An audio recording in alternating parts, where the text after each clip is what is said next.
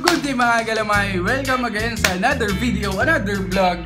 So ngayon, ang pag-uusapan naman natin is lagayan ng gagamba. Okay? Sa mga nagtatanong lang, baka hindi nyo pa napanood yung yung anong nangyari sa channel, ganyan, pwede nyo panoorin. Nasa channel ko naman, tingnan nyo na lang. Pero anyways, move on na tayo.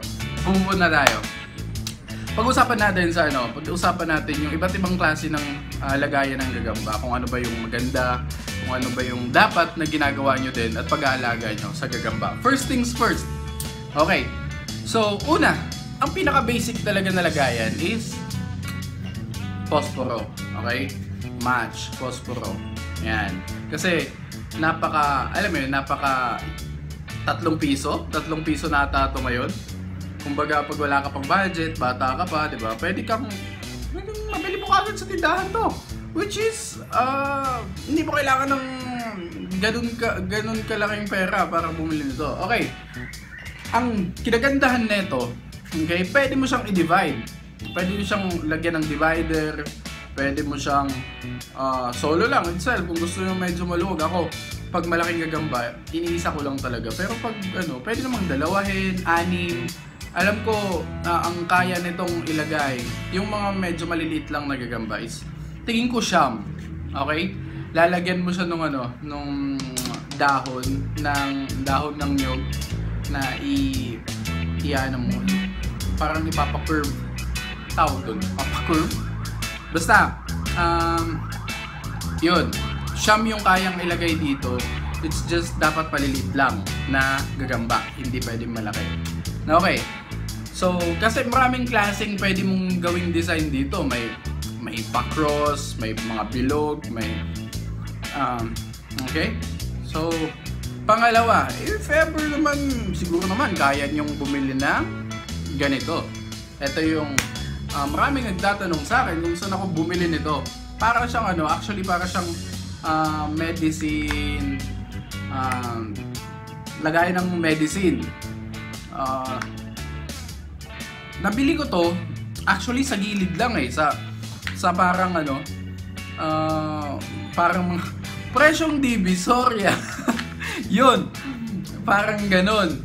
Nakita ko lang to, yung may mga Muslim may nagbebenta ng tsinelas sa GMA Cavite. Yung maraming tsinelas na presyong Divisoria, tapos may mga plastic.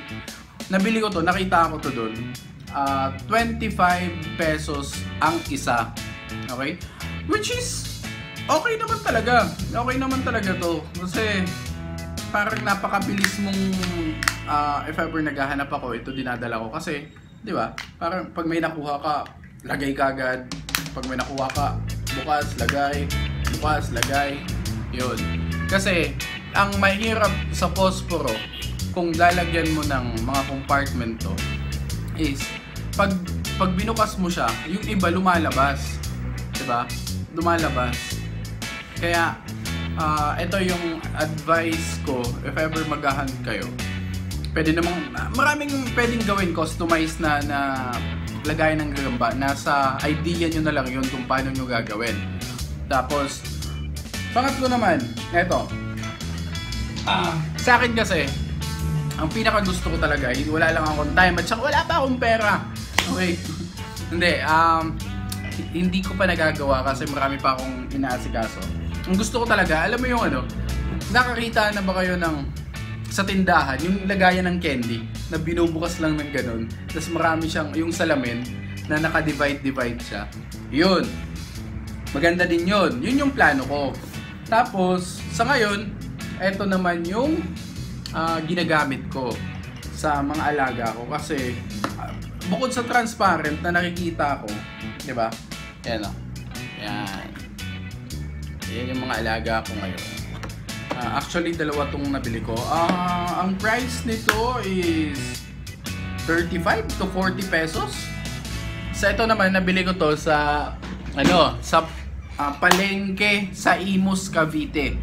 Okay, dito sa Imus palengke, nabili ko yun. Marami kasing mga nagpa-plastic doon. Benta ng mga plastic, mga pitchel, mga ganon, mga gamit sa bahay. So yun, bumibili ako ng gamit sa bahay. nakita ko yun. So sabi ko, "Oy, okay to, pwede to." And isa pa, sabi ko, yung pwede din na gawin yung for me, kung talagang gagawin mong pet talaga yung gagamba, na lalo na kung malaking gagamba, pwede kayong bumili nito. Ganitong klaseng lagayan, okay? Yan, kung nakita nyo. Nandun yung ano ko. Nandun yung betta fish ko. Diyan ko siya nilagay. Yan, yung price naman nun is 100 pesos. May nakita akong iba 80 pesos. Pero pag sa mga pet shop kayo umorder doon, siguro nasa 150 nun. Kaya sa mga Japan Homes, sa mga Daiso something, yun, sigurado ako meron nun. And sa pag-aalaga naman, move on tayo. Okay, sa pag-aalaga ng gagamba, ito yung mga basic lang naman. Ang pagkain. Ako, kapag nag-hunt kami, siyempre may mga nakikita ka ng gagamba doon na maliliit. Yun, kumukuha talaga ako nun para ipakain. Okay, mga pakain. Kasi kung tutusin talaga, doon ako natatawa minsan na, yung lamok, ganyan, huwag niyong kunin yung ganyan. Diyos ko po, hindi po endangered ang gagamba. Napakadami po ng gagamba kung tutuusin. Ang itlog ng gagamba, 100 yung pinipisa nun. Kung tutusin, hindi kayang ubusin yun ng mga nag-spider fight, ng mga ginagawang sugal yung gagamba. Ako hindi ko ginagawa yun, okay? Ni magbenta, hindi ako nagbebenta ng gagamba kasi kung sa akin kasi parang hindi ko naman kailangang magbenta. So yun yung ginagawa ko. Tapos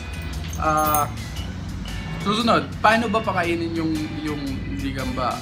Ilang beses sa isang linggo? Ako, sinasuggest ko talaga sa inyo na pakainin nyo at least 3 times a week or 2 times a week. Pero titingnan nyo kung gaano kalaki yung pinakain nyo, titingnan nyo yung tiyan ng gagamba nyo. Huwag naman to the moment na sobrang laki na ng tiyan ng gagamba mo, papakainin mo pa din. Ang tendency kapag lumalaki yung tiyan is nangingitlog, okay? Pag nangitlog na, yun, gawin mo ulit. Pero wag sa puntong sobrang puputok na yung tiyan ng gagamba mo. Or, wag naman din, makikita mo naman yung parang nakababa na ng ganun yung likod niya. Kasi it means gutom na yun.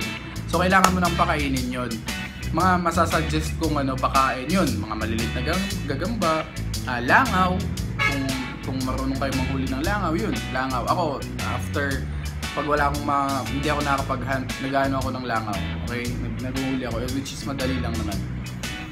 Tapos, lagi nyong, kung maliit yung lagayan nyo, like nasa posporo, like dito, hindi sila nakakatae yan.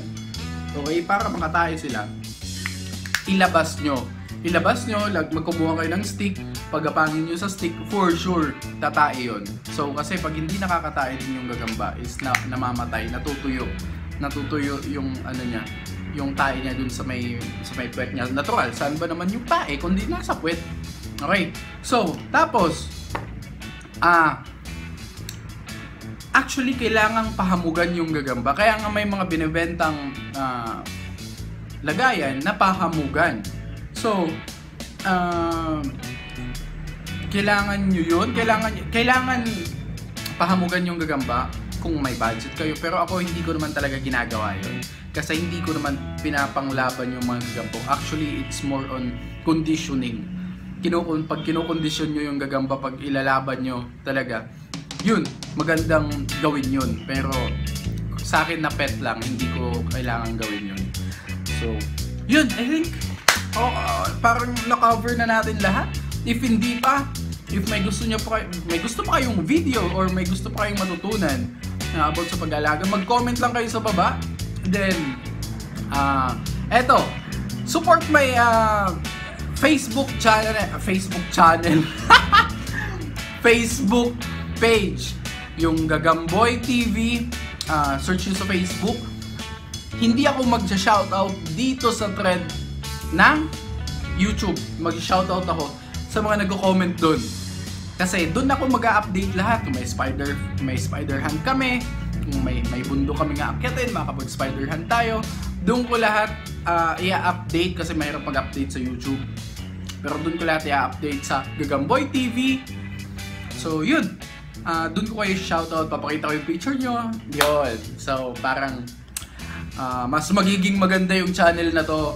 Sisiguraduhin ko sa inyo yun. Mas papagandahin natin tong channel na to. And that's it for today, mga galamay. I hope supportahan nyo pa din ako. My name is Ivan. You can call me Gagamboy because I love spiders, gagamba, fish, birds, pets, mga ganun. So, that's for today. And have a great day ahead. Adios, amigo! Goodbye up here! Let's go! Let's not make it complicated.